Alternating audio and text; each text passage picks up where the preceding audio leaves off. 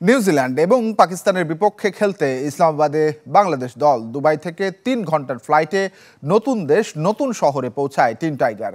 প্রথম ম্যাচের ব্যর্থতা কাটিয়ে ঘুরে দাঁড়াতে চায় শান্ত আর মিরাজরা। বিকালে ইসলামাবাদ ক্লাব মাঠে অনুশীলন করবে বাংলাদেশ দল। জহির সাগরের রিপোর্টে জানবো বিস্তারিত।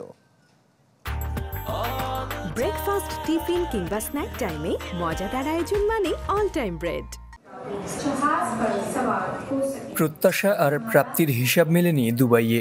সেই আক্ষেপ সঙ্গী করে টিম বাংলাদেশের নতুন গন্তব্য পাকিস্তান।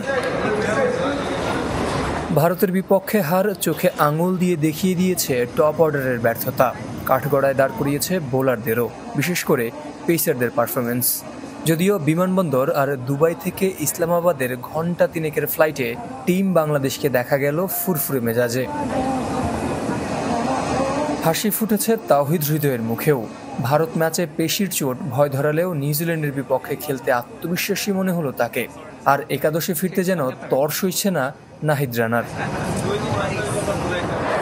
বেনজির ভুট্টো বিমানবন্দর থেকে কড়া নিরাপত্তায় মধ্যরাতে হোটেলে পৌঁছায় বাংলাদেশ দল।